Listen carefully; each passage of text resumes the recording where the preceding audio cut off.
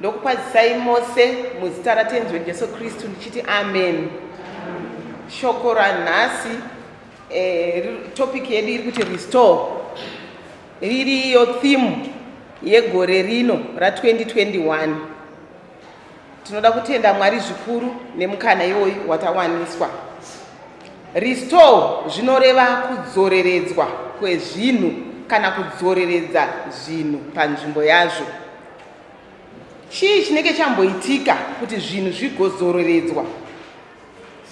Zvinoreva kuti pane kufamba kwakanaka kwakanga kuripo kukazouya kusafamba zvakanaka kwezvinhu. Saka zvinhu zviya zvakufanira kuchidzoreredzwa kuenda panzvimbo yazvo. Tikatarisa zvikuru ngatipei muenzaniso wemba kuti imba kana yavakwa, tikatora imba makicheni edu ekumamisha ikarohwa nemhepo ikafurunyuka imba, muchanoona kuti tinokurumidza kuidzoreredza panzvimbo yayo. Tinokurumidza kutsvaga uswa kuti tidzorere panzvimbo zvinhu sezvazvanga zviri. Dzingava dzimba dzemuno mutauni matenge tiri, muchanoona kuti kana mvura ikanaya rata rikabvisika, tinokurumidza zvakare kutsvaga rata riya kuti tidzoreredze panzvimbo, kuitira kuti tisanaiwe nemvura, kuitira kuti tisarohwe nemhepo, kuitira kuti tisarohwe nezuva zvakare. Saka chinhu chikanga taona kuti hachina kumira zvakanaka, chinoda kukurumidza kudzoreredzwa panzvimbo yacho. SemaKristu, ngatiti shoko iri muchirungu, zvinhu zvinenge zvaenda out of hand, zvaenda out of control. Saka zvaakuda kuti tichizvidzoreredza kuenda panzvimbo yazvo. Nekuti dzimwe nguva muchanoona kuti Mwari vane mitemo yavo yavakaisa panyika ino iyi kuti tirarame mairi. Mwari vakataura musoko ravo vakati tinofanirwa kuungana nevakafirwa, tinofanirwa kuti ticheme nevanochema, tifare nevanofara. Asi muchanoona kuti tikarega kuita zvinhu izvi, tabuda mumirayiro, mirayiro yatinge takaisirwa naMwari. Asi kana tabuda mumirayiro, kureva kuti out of control, hatichakwanisa kuteerera mirayiro yaMwari. Restore inokwanisa kududzirwa nepakawanda. Muchanoona kuti panogona kuita urwere mukati mekurarama kwedu, munhu achirwadziwa panyama yake, inodawo restoration nyama iyoyo kuti idzokere panzvimbo. Ingava marriage chaiyo iri kunetsa, muchanoona kuti inotonida futi restoration kuti iende panzvimbo yayo. Hungava ukama panyama yedu ino iyi, tine hama dzedu dzimwe dzatakapesana nadzo, dzatisingawirirane nadzo, dzatisingataure nadzo, dzimwe muna Kristu, vamwe hatitaudzana. Saka muchanoona kuti zvinotoda restoration, kudzoreredzwa panzvimbo, kuti kana Ishe vouya vowana zviro kwazvo takamira panzvimbo dzakanaka. Mwoyo yakaputsika irimo mukati mesangano, irimo mukati menyika. Vanhu vane mwoyo yakaputsika nemadambudziko akasiyana siyana, asi zvese zvinotoda restoration, zvinoda kudzoreredzwa kuburikidza naMwari. Restoration iyi cannot begin until the problem is fully faced. Dambudziko kana ratonyatso kuongororwa kuti chii chakonzera kuti musoro uteme, chii chaita kuti marriage inetse, raongororwa dambudziko, rabatisiswa, rogadziriswa. Kana risina kuongororwa zvikangombunyikidzwa, restoration haigone kutora nzvimbo muupenyu hwomunhu. Kudzoreredzeka uko hakugone kutora nzvimbo kana usina kuongorora kuti chaita kuti dambudziko rekupesana kwehama rivepo chii. Ngatiti vakuru vekereke kazhinji ndo vanogadzirisa kupesana kwevanhu kana mamarriage anetsa. ndo vanofanira kunoudzwa kuti zvanetsa ndezvakati nyaya yogadziriswa kuti restoration ivepo, kuti ndikwanisezve kudzokera kumbundirana zvenambuya Chibura ndakutanga kuseka zvenawo patsva tagadziriswa zvinhu zvadzokera panzvimbo. Saka it cannot begin until the problem is fully faced. Ngatitaurei restoration takanangana nemwoyo wemunhu, nekuti mwoyo uyu Mwari ndo waanotarisa, mwoyo uyu Mwari ndo waanoda. Hanzi neumwe muimbi nekuti mwoyo ndiyo mhando. Dai Mwari wazotibatsira vadikani kuti pazvikamu zvitatu zvandoda kuburitsa kuti ngatidzoserei mwoyo yedu to the owner, kumuridzi wawo. Ngatidzorerei mwoyo yedu to its condition, pachimiro chakanaka. Ngatidzoserei mwoyo yedu panzvimbo, to its place. Mwoyo yedu ngaidzokere. Tine kumwe kunamata kwataiita kare kwatinonyatsa kunzwisisa hama dziri muno, kuti taizara mumatracts tichienda kumabible study, taizara muno muthird Saturday muchiwaridzwa mazambia, taizara kuruwa uko. Asi muchanoona kuti mwoyo yafurunyuka vazhinji. Hanzi ngatikurumidzei kudzosera rufu yafurunyuka yeye, kuti zuva risati rove, mvura isati naye, ngatidzoserei kumuridzi. Mwoyo yedu ngatiidzoserei pamuridzi, mwoyo yedu ngatiidzoserei kuna Mwari, ngatiidzoserei panzvimbo, ngatiidzoserei pachimiro chakanaka. Hanzi it's an act, restoration, kuita chinhu asi zvichibva mupfungwa nemwoyo, kuti mwoyo wangu uri kuda here kuita restoration yacho, uri kuda here kudzoreredza, kuti ndidzokerane naamai guru wangu wandisi kutaura nawo, kuti ndidzokerane naamai mufundisi wandisi kutaura nawo, uri kuda here mwoyo. Saka pfungwa nemwoyo zvikanga zviripo pakati, zvichaita kuti restoration ibatike zvakanaka. Ngatimboverengai mushoko raMwari. Ngatiendei pana Romans chapter 7 verse 18. Romans 7:18. Nekuti ndinoziva kuti mukati mangu, imo munyama yangu, hamugari chinhu chakanaka, nokuti kuda kuripo kwandiri, asi kuita zvakanaka hakupo. Hanzi nokuti kuda kuripo. Unofunga uri mumba mako, ndoenda kuchechi ndoregedza, ndoenda kuthird Saturday ndoregedza. Hanzi kuda kuripo, asi kuita hanzi hakupo. Dai Mwari wazotibatsira vadikani kuti tigone kufamba murestoration mune zvakanaka. Mumwe unogona kutorangarira kuti dai ndapa munhu chakati, mwoyo wokuudza futi ndomupa, anozoti kudii, ndoregedza, ndomupa, ndiende kunomuona, anozoti kudii, ndoregedza, ari kurwara, asi ndoenda, ndoregedza. Mwoyo ndo unotaura zvese nepfungwa dzedu kuti ndinoda here kana kuti handisi kuda. Saka dai Mwari wazotibatsira vadikani. Ndakuchibata zvino theme verse randinaro pano richabata theme inoyi, Galatians chapter 5 verse 7. Galatians chapter 5 verse 7. Makanga muchimhanya zvakanaka, ndianiko wakakudzivisai kuti murege kuteerera zvokwadi? Tataura nyaya yerestoration, kuti kudzoreredzwa kwezvinhu, kureva kuti zvinhu zvakanga zvichifamba zvakanaka ndobva zvazobhenda. Hanzi ndianiko wakakudzivisai kuti murege kuteerera zvokwadi? Makanga muchimhanya zvakanaka, muchiungana, muchienda kunobika kuruwa kumisangano, muchienda kunoona varwere, muchiparidza evhangeri. Zvikanzi ndianiko wakakudzivisai kuti murege kuteerera zvokwadi? Muchanoona kuti semadzimai tine mabasa akawanda mukati mesangano, tine zvipo zvakasiyana, tine zvigaro zvakasiyana, tine mashumiro akasiyana-siyana atiinawo atairarama maari. Mumwe nemumwe tinotozivana kuti mainingi papati yakati vanogona, papati yakati vanogona, taimhanya zvechokwadi. Asi muchanoona kuti vazhinji takadzokera kumashure, hatisisiri pakubata kwedu kwepakutanga. Hanzi ndianiko wakakudzivisai? Maproblems emudzimba here vadikani?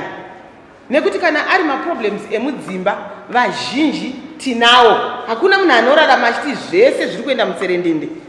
Asi handizvo zvingatitadzise. ICOVID here yatitadzisa kumhanya nange mutangi. Nekuti muCOVID makaitika zvakawanda vadikani. MuCOVID makapera mabasa. MuCOVID makafiwa. Moyo yese inenge ichienda ichiparara ichirukutika. MuCOVID makaita kupesana kwemudzimba, mamereji akaputsika munguva dzeCOVID. Asi shoko riri kuti ndianiko wakakudzivisai kumhanya nange mutangi? Ngakutidzokerei pakutenda kwedu kwepakutanga, hama dzangu. Nekuti vazhinji patakashayikirwa nevadikani, moyo yakaparara, takafunga zvakawanda. Nguva iyoyo taingofunga kuti who is next? Murorongo afa, baba vake vazobva vatevera the following, sekuru vangu vabva vazotevera. Saka inini who is next? Takatosiya programu yekumhanya nange mutangi yedu yatakapiwa, yatakasiyirwa, tikabva takufunganya nezveCOVID kuti iri kutikanganisa. Vanhu vakanetsana mudzimba nenhau yekuti zvikafu zvimwe vamwe yanga yaanzara, mabasa akabva apera, vamwe mabhizinesi akabva apera nekuda kwokuti akabva adonha, nekuda kwokuti zvinhu zvakanga zvisina kumira zvakanaka, kuungana kwakanga kusingatenderwi. Saka Mwari dai vazotibatsira kuti kana iri COVID tingoitirwa zvakanaka naMwari, tingoramba takatsungirira tiri panhange mutange yedu yatakasiyirwa. Zvimwe vamwe kungoneta, chero pasina dambudziko kungoneta, nekuti zvino kunyange nehurumende yakatipa vanhu 50 kuti ndo ngavapinde muchechi, 50 ndo vari kutenderwa kuungana. Asi muchanoona kuti muchechi macho 50 vacho havasi kutosvika, 50 havasi kusvika muchechi. Amenowo kune mamwe maungano, asi ungano yatiri kuona pari zvino vanhu 50 havasi kusvika. Pauro akati zvakandiwira zvakaita kuti ivhangeri ienderere mberi. Asi muchanoona kuti isusu zvatiwira zvakutoita tidurudze tidzokera kumashure. Zvatiwira zveCOVID zvakutoita kuti tidzokere kumashure. Zvatiwira zvekufirwa nevaroora vedu nevaina namai vedu zvatiita kuti ivhangeri idzokere kumashure. Saka dai Mwari watibatsira vadikani kuti tirambe tichimhanya nange mutangi kuti tigone kumira parestoration. Kana iri nhau yedenga, hanzi ngazvisatidzivise, ngazvisatitadzise kumhanya nange mutange nekuti denga munhu wese ari kurida, denga munhu wese ari kurishuwira. Saka ngatitanaurei vasikana, ngatitanaurei zviri kutitadzisa kuti timhanye nange mutangi. Pane vamwe vanhu vari kumhanya zvechokwadi, varimo munhange mutangi, vasina kuvhundutswa nerufu, vasina kuvhundutswa nekupera kwemabasa, vakamira panzvimbo dzavo. Asi muchazoona kuti pane vamwe vanhu vanopingaidza kuti munhu atadze kumhanya nange mutangi yake. Variko vanosundidzira kuti munhu aputsike, kuti munhu arware, kuti munhu apinde mutsaona, kuti munhu ashungurudzike. Variko vanhu vakadaro. Ngatiendei pana Psalms 118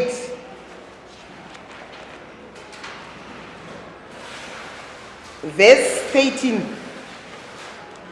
Zvikanzi kundisundidzira, wakandisundidzira iwe kuti ndiwe, asi Jehovha vakandibatsira. Tinosundidzirwa vadikani, kukanganiswa kuti umhanye zvakanaka. Varipo vane shavi, ndikataura wedhi rekuti shavi, musangano haribatike zvakanaka. Asi handei paHymn 42 muchanoona kuti pane stanza number 3 inobva yataura kuti kana uyo ane shavi hanzi ngaauye kuna Jesu. Zvikanzi ndiye basi ane simba rekubvisa nemashavi. Variko vane mashavi ekusada kuona vanhu vaine rugare, ekusada kuona mhuri yekwambuya bhanda ichifara vachisundidzira. Hanzi kundisundidzira makandisundidzira, asi Jehovha vanorestore, Jehovha vanobatsira, Jehovha vanosimbisa. Dai Mwari vazotibatsira vadikani. Tikaenda pana John 5, iye handichaiverengi nekuda kwenguva dzedu. John 5 verse 2 kusvika pa9. Pane murume weBethsaida aikarwara for 38 years aripo. Hanzi murume uyu akarwara, hanzi pakanga paine varwere vakawanda, vakanga vaine zvirwere zvakasiyana siyana zvakanga zviripo. Hanzi zvaingonzi ngirozi ikangouya ikangopinda mumvura imomo ikabvongodza mvura, atanga kupinda hanzi ndiye aibva apona. Saka murume uyu aishaya anomusundira, ndo zvaakataura kuna Jesu, svika ndiri kushaya anondisundira. Asi murume uyu Jesu asvika, hanzi akangoti tora nhoo dzako uende, nekuda kwekuti akanga akamira ari panzvimbo, akadzosera upenyu hwake kune musiki, kumuridzi. Ndo zvatiri kufanira kuti isusu tiite semaKristu anhasi, tidzosere upenyu hwedu kuna Mwari, timire tiri panzvimbo dzedu kuti Mwari wazotiitira zvakanaka. Hanzi Bhaibheri redu kubva kuna Genesis kusvika kuna Revelations ingori restoration, rinongotaura kudzoreredzwa. Mwari vanenge vachingodzoreredza hondo dzichiuya. Tikatarisa kuna naJeremaya, muchanoona kuti Jeremaya akapinda bhizi nevana veIsraeri, misoro yakaoma, misoro iri mukukutu, vachiita zvavanoda, vachinamata vamwari vavanoda. Asi Mwari vakangorestore, vakabvisa ukukutu hwemwoyo, kusvikira vakuteerera mirayiro yaJehovha. Isaiah 1 verse 18 inotaura, Mwari vanenge vachitinyengetedza, ndofunga tinoiziva, inotaura kuti chiuyai zvino titaurirane. Zvimwe vamwe tinobva taoma mwoyo, tinobva tatya kuti tikati ndikaenda pamberi pechechi ndikanotaura kuti dambudziko rangu rakamira rakadai, vanhu vachazofamba vachinditaura, vamwe vachazondiseka, vamwe vachazondinyeya. Asi Mwari vari kuti chiuyai zvino titaurirane, muristowe upenyu hwenyu, muristowe chimiro chamuinacho mhai, muristowe kurwara kwamuri kuita, muristowe rwemereji yenyu, muristowe zvese zvakaputsika, mweya yakaputsika, zvinoristowewa kana tauya kuna Jehovha. Mwari vanotida hama dzangu, Mwari vari kutotikoka kuti tiuye pamberi pavo. Tikaona David na Psalm 51 akatonochema pamberi paMwari kuti dzoreredzai Mwari, ndipei mwoyo mutsva. Pa 12 yacho tikaiverenga, ngoti nguva yedu ndo isatenderi. Pa 12 tikapaverenga panotaura izvozvo kuti aizvidemba kuti ndakaberekwa inini mumbereko yezvivi, zvakanga zvisina kumira zvakanaka, asi akazvidemba pamberi paMwari, akakumbira mwoyo mutsva kuti Mwari vamupe mwoyo mutsva. Zvimwe tiripo pakati pedu takaputsika mwoyo nezvakawanda zvakatiwira. Zvikuru nenguva inoi muchanoti vamwe takatosvika pakutorelaxa, kuti kuchechi kuri kunzi hakusi kuunganiwa, covid hasikana, tinopa zvikonzero zvimwe zvisina maturo pamberi paMwari. Ndati machechi mazhinji nhamba haisi kumbosvika ku50, maybe 40, maybe 30, maybe kana kuri kwedu maybe 19, 18. Vanhu taakungotora that advantage yekuti kune covid hatikwanise kuungana. Handei pamberi paMwari, handei pamberi paMwari. Mwari vatisike, vatipe mwoyo muitsva, ticheme pamberi pavo. Kana huri utano hwepanyama, kana kuri huri urombo, ngatiendei pamberi paMwari. Kana kuri kurwara, Mwari vanorestore vasikana, Mwari vanorestore. Hanzi havarambi vakanyarara Mwari kana taenda pamberi pavo mumweya nemuzvokwadi, Mwari vanorestore. In conclusion, Hebrews 12 verse 1. Hebrews 12 verse 1.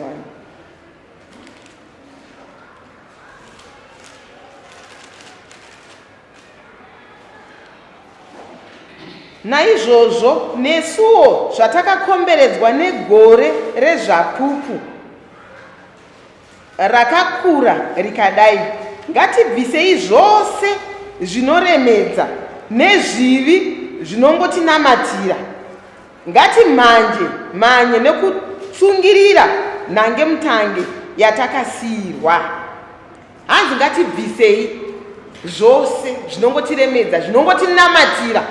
Zviripo zvinotinamatira. Vamwe hatitombozivi kuti ndakanamatirwa nekunyepa. Vamwe hatitombozivi kuti ndakanamatirwa nekuba. Vamwe hatitombozivi kuti ndakanamatirwa nekuchiva, ndakanamatirwa negodo. Hanzi ngatiendei, ngatibvisei zvinhu izvozvo, tiende tirestore upenyu hwedu pamberi paMwari. Mwari vada kuti tikurumidze vasikana. Hanzi tikasakurumidza, hanzi nemumwe mutauri, tikasanamata tinofa. Tikasakurumidza kupfirira dzimba dzedu vasikana, tinonayiwa nemvura. Tikasakurumidza kudzoreredza mwoyo yedu pamberi paMwari, nyika iri kuguma. Vasikana hatina kumbofungira kuti tingafirwe nedzimwe hama neshamwari dzedu semuitikiro wazvakaita.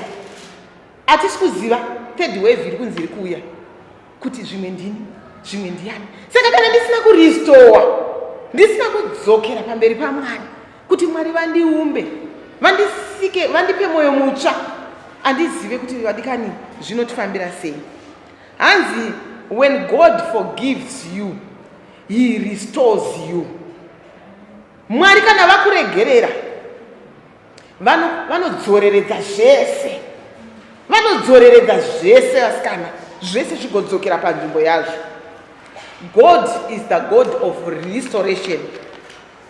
But kana isusu tisina kudzokera pakutenda kwedu kwekutanga, tikasadzokera pane zvandaita zviya zvokuti ndaitozoti 2 o'clock Bible study, ndaitozoti third Saturday 10 o'clock ndinofanira kunge ndagara pasi, ndaitozoti every Sunday ndiri muchechi ndichiitawo majuti, kukanzi handei kunobika asikana tichienda, handei tinotsvaira paruwa tichienda, kwaita varwere, kwaita ninganza chirwa nezvinhu tichipa.